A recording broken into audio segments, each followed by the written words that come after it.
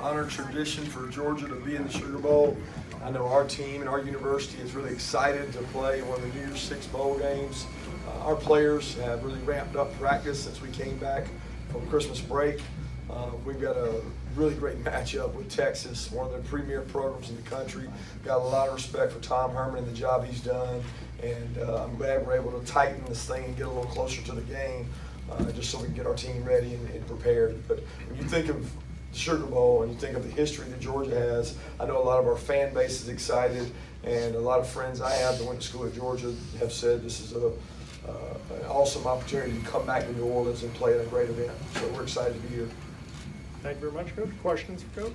Coach, I know you said you guys are excited to be here and from Austin, so I haven't heard you say it, but has there been any disappointment or any drop-off from not making the playoffs?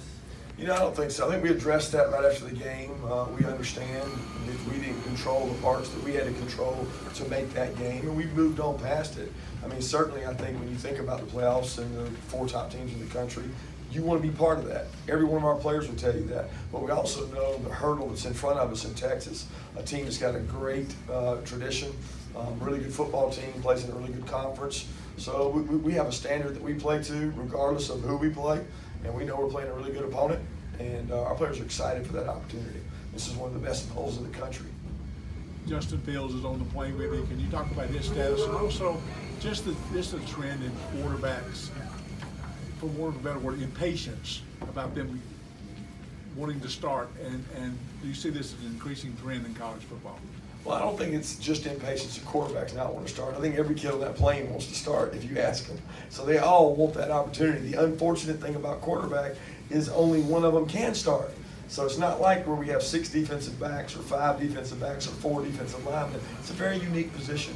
The only thing similar to it is the kicker, and he doesn't play very much anyway. So it's a unique situation. But Justin has practiced with us throughout the bowl. He's done a really good job of focusing on that and worrying about that. So he's putting the game plan is for him. He's the back. He's number 1 back. Yeah, he's our number 2 quarterback going into the game. Absolutely. Were any of your scholarship guys not able to make the trip with you? No, we've got everybody here. Everybody that practiced with us in bowl practice is with us. Coach, you mentioned that you admire everything that Tom Herman's been able to do with that Texas program. You've been across the field from him once before. What do you see, just from him as a coach, and maybe kind of expand on that a little bit more? Well, he's a tremendous leader. First of all, he's a really good offensive coach, but he's gone out and got a really exceptional defensive staff. They've been able to put a really good defense together. I think what he did at Houston, itself speaks for itself, and then he goes to Texas and he's turned it around. So he certainly has one of the premier programs to do that at, as far as recruiting to, one of the best states to recruit in the country. But he's done that well. And when you're at a place like that, which I know we both share some common situations in that we're one of the major universities in our state, and our states are really good at supplying great football players.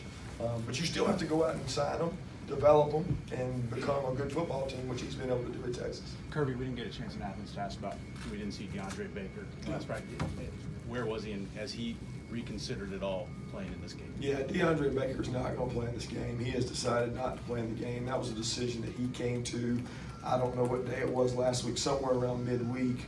But he was very honest about it. He was very concerned about it. And we at the University of Georgia support him in his decision. That's a decision that, it's a tough decision when you look at it, and he was forced to make it. He probably spoke prematurely when he was at the Thorpe Award. I think it was on his mind, but he met with his family about it. It was really important to him that he stay with the team. We support him as a coaching staff to stay around the team, be around the team. He wanted to come on this trip to help those other players, help the other corners.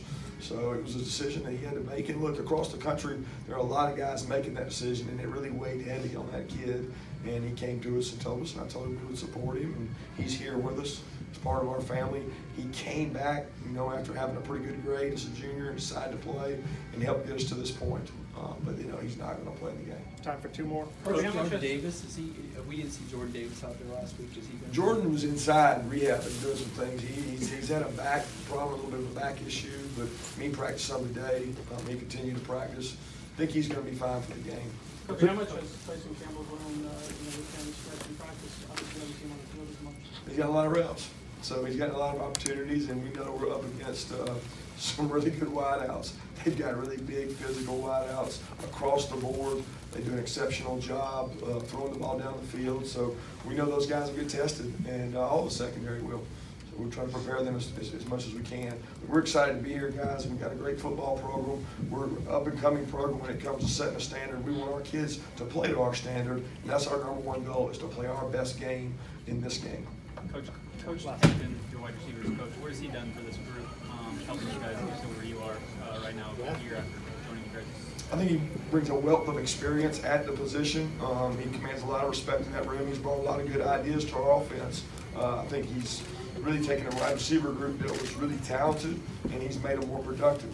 You know, that with our quarterback play has been good. Offensive coordinator's done a good job. But Coach Hankton has brought a kind of a by committee job to the receivers corps, where it's not just one guy, but he's done a great job of doing that. I know he's from New Orleans, and I know he's excited to be coming home.